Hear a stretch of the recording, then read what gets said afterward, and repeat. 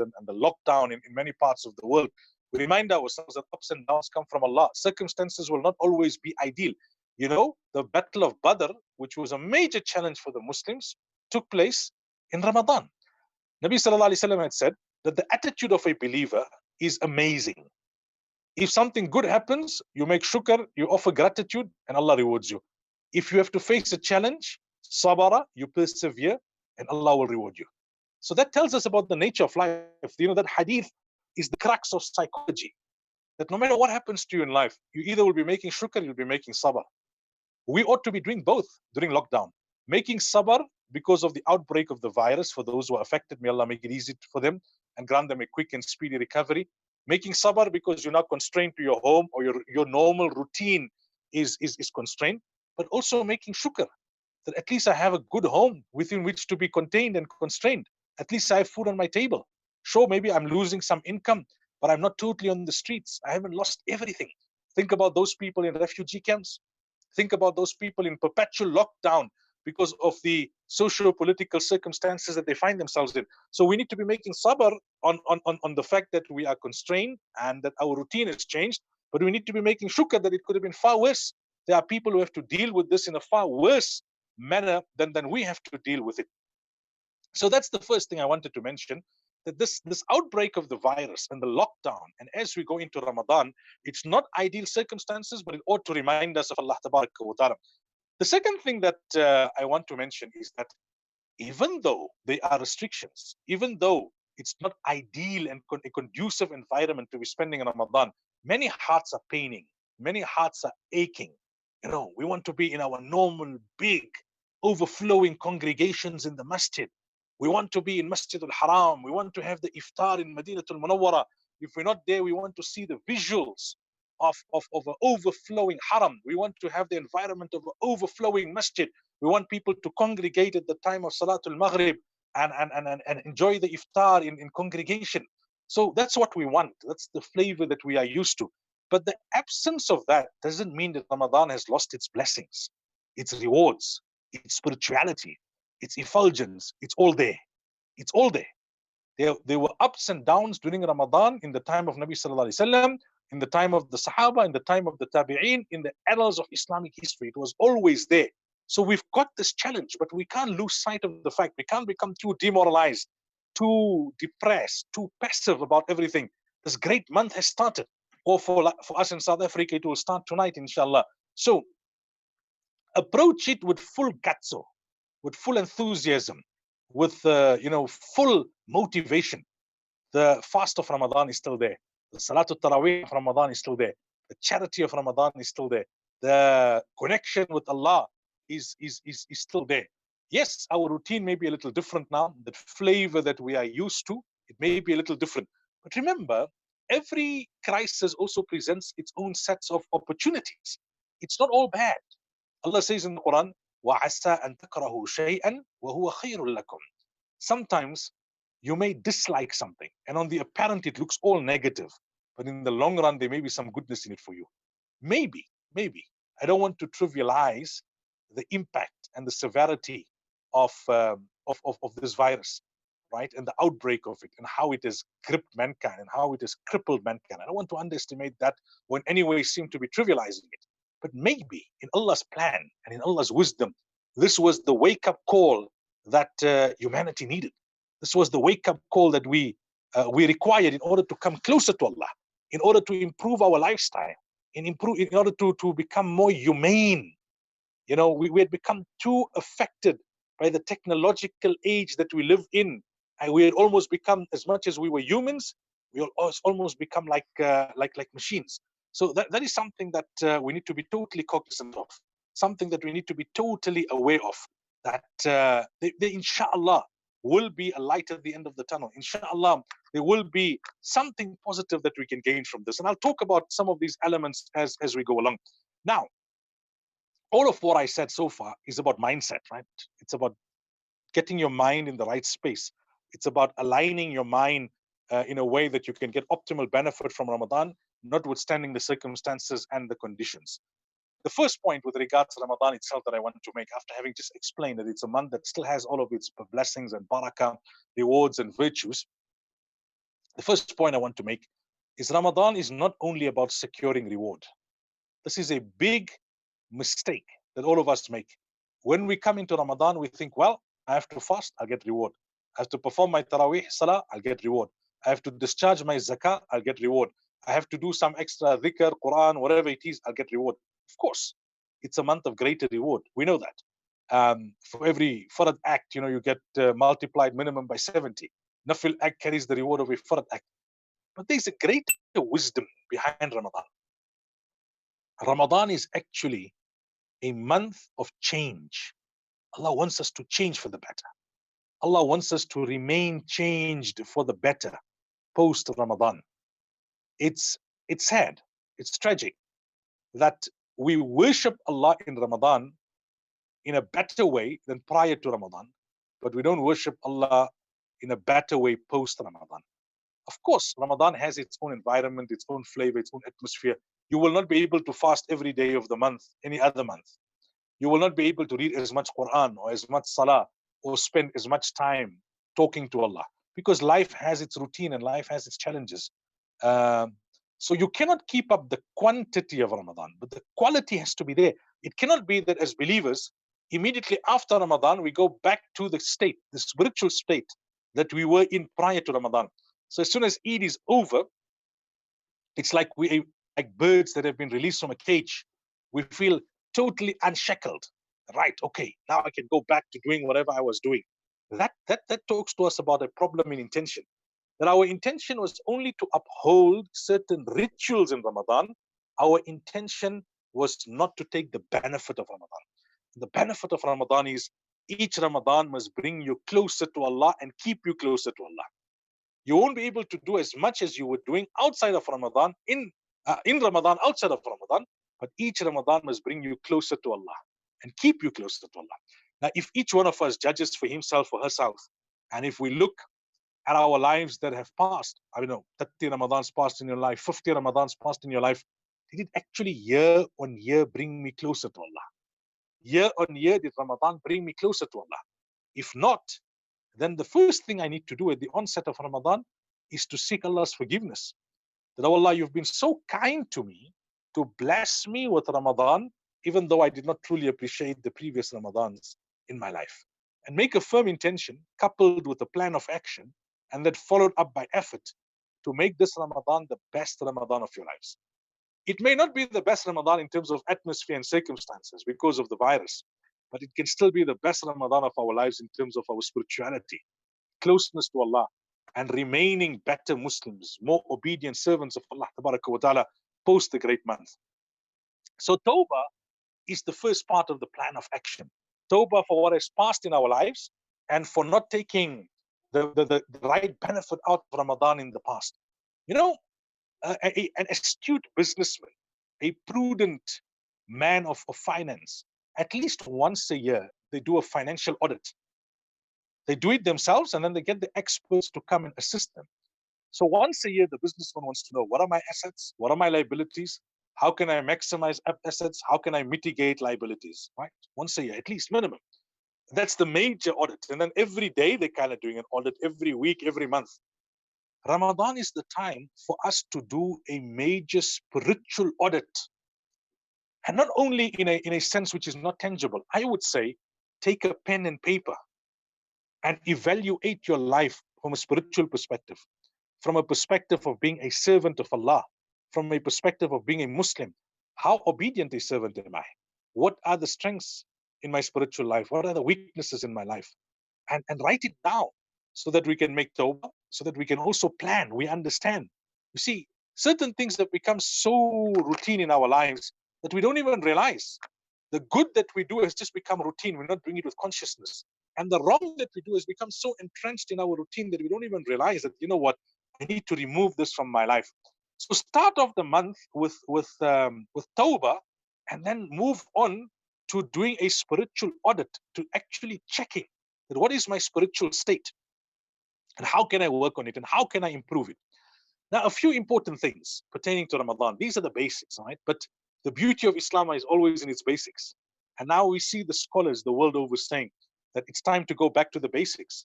It's because we've moved away from the basics We've become too accustomed to only listening to very nuanced discussions, very philosophical discussions, very sophisticated discourses that don't really prompt us to action around the pivots of our deen that makes us feel nice. It's the feel good Islam, as some have termed it, but it doesn't draw us to that action which will bring us back upon the lifestyle of Rasulullah sallallahu alaihi wasallam and the Sahaba.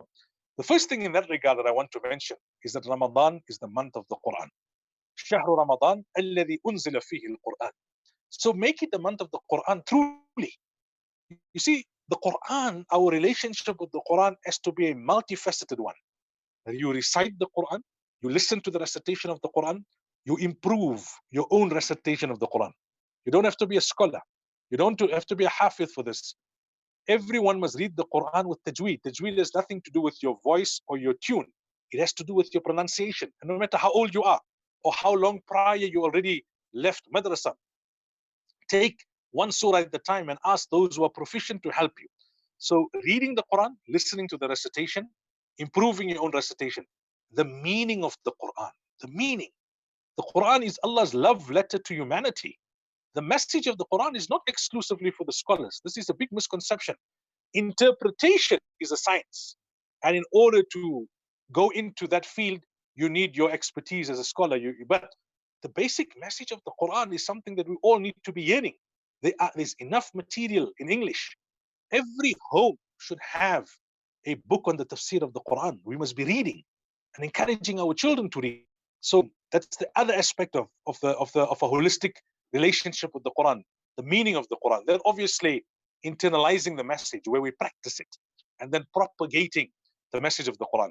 And lastly, when it comes to that aspect of the Quran, is hifdul Quran, memorizing the Quran. Now here we again have a misconception that, look, memorization has got to do with that young boy or girl who wants to memorize the Quran. I'm too old now. I'm too busy. No. Memorize one line a day. Start this Ramadan. One line a day. Start with the surahs, the regular surahs like your Yasin, Waqi'ah, Mulk, that you have to recite every day. Juz Amma, Juz Tabarak. But when you start with the intention of completing, even if you don't complete, Allah will make you complete it in your grave and you will be counted amongst the Huffaz.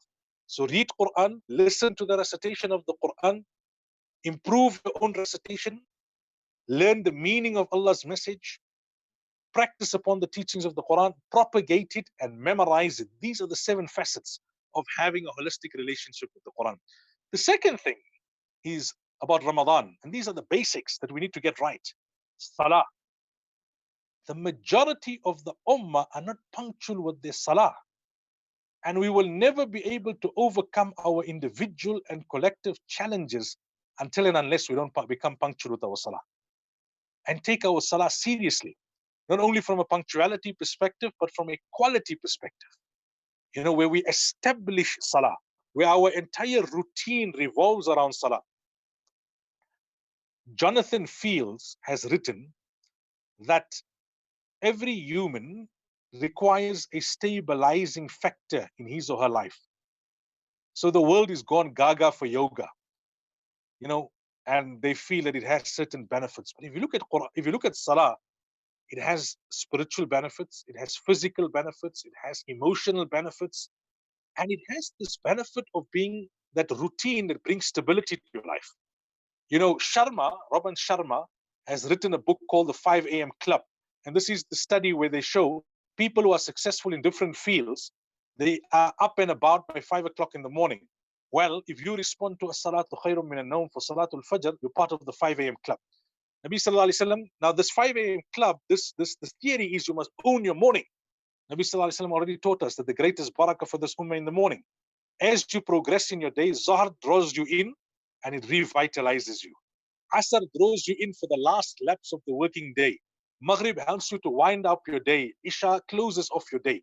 That's your routine. Your routine needs to revolve around salah. Not that you try and fit salah into an existing routine.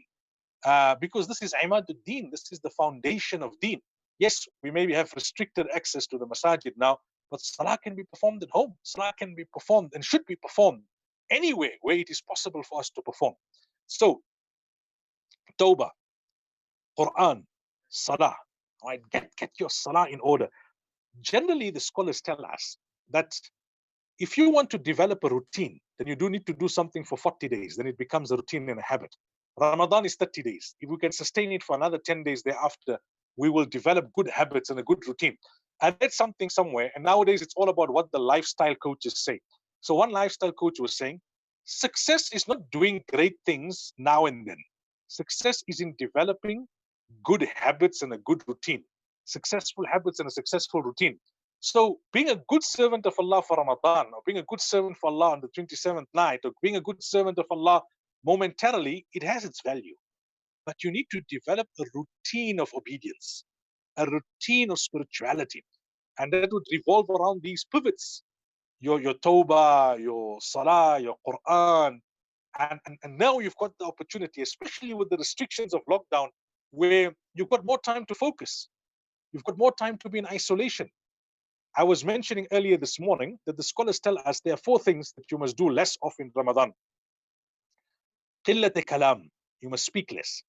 During lockdown, it's easier to speak less because you're not moving that much.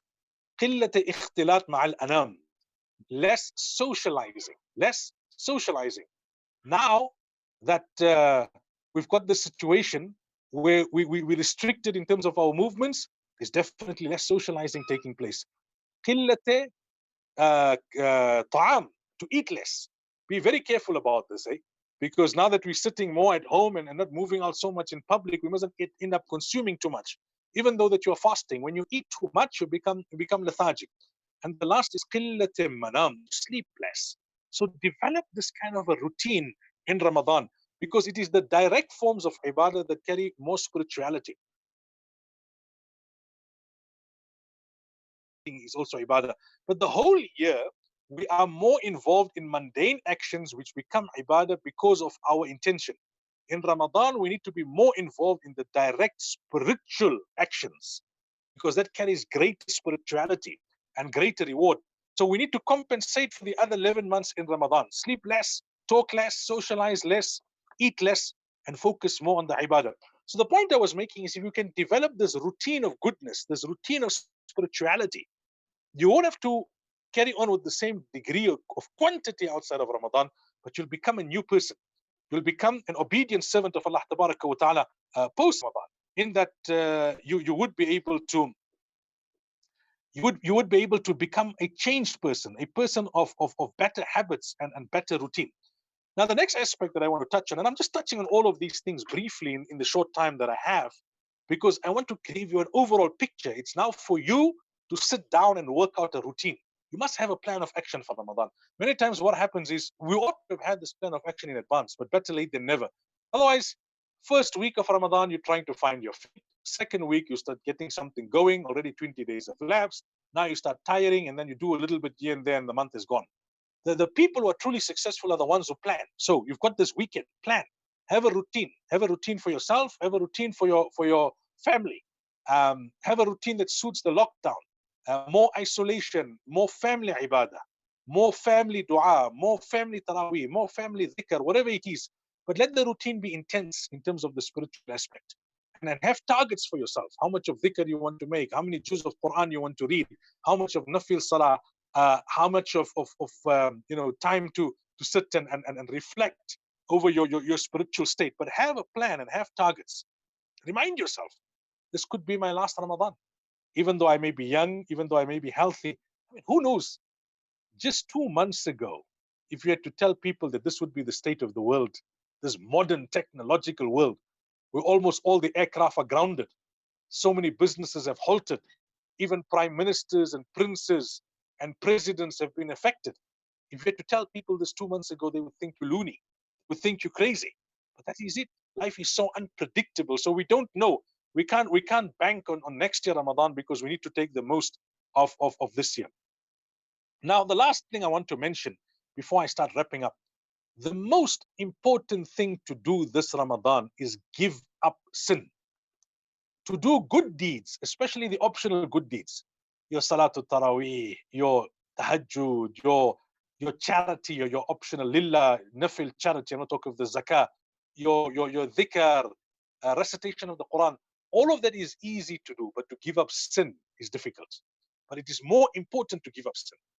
Because like good deeds, the reward is multiplied during Ramadan. Any wrong that you do, the sin is also multiplied. And as long as we continue to sin, we deprive ourselves of the cleanliness of heart that is required to totally take the maximum benefit from Ramadan. Of course, human beings are weak. خُلِقَ الْإِنسَانُ ضَعِيفًا خُلِقَ الْإِنسَانُ هَلُوعًا. Human beings are weak. But sin needs to be the exception, not the norm in our lives. When we sin, it must be an aberration. That, hey, I made a mistake, I slipped up, I forgot, I became negligent. Not that sin is entrenched in our routine. So break that routine of sin this Ramadan for 40 days. Take sin out of your life. If you achieve only this, even if you haven't done much in terms of recitation of Quran or dhikr or everything else, but if you have managed to eradicate sin, then you have achieved much. We see a lot of people doing a lot of optional good deeds in Ramadan, but they continue with the sins. They continue gossiping. They continue thinking things and saying things and doing things which are totally impermissible. Last but not least, dua. Dua is our rope of hope.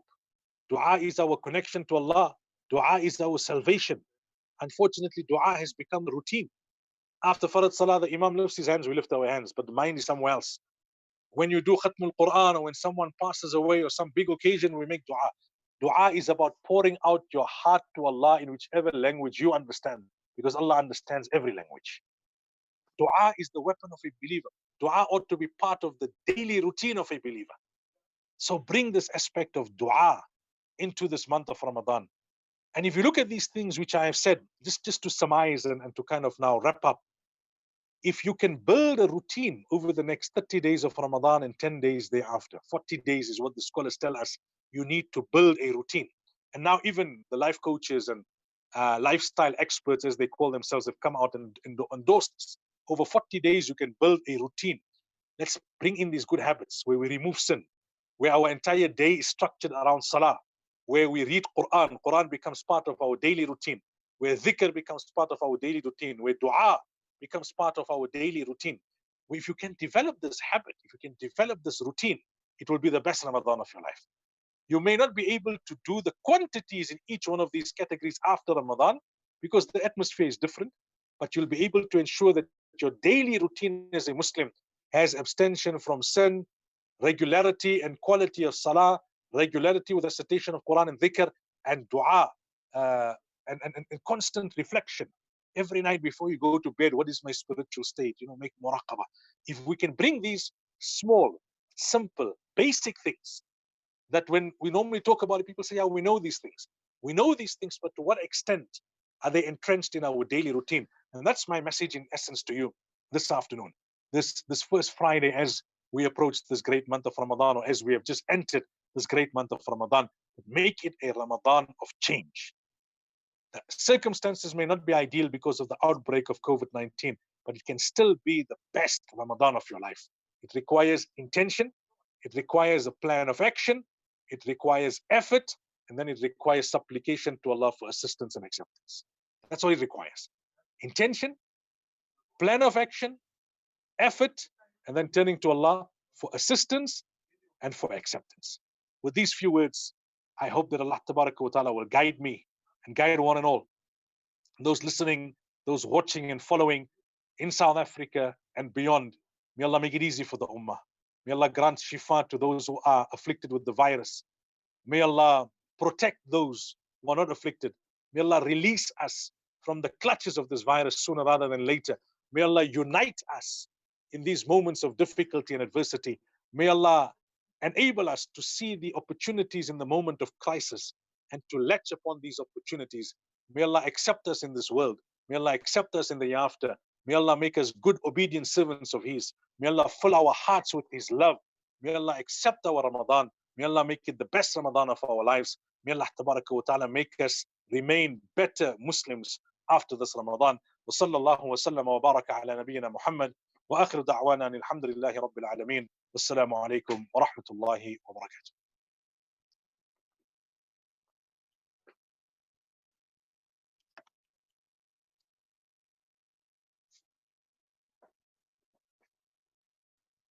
Or can we just leave it? Cut it down.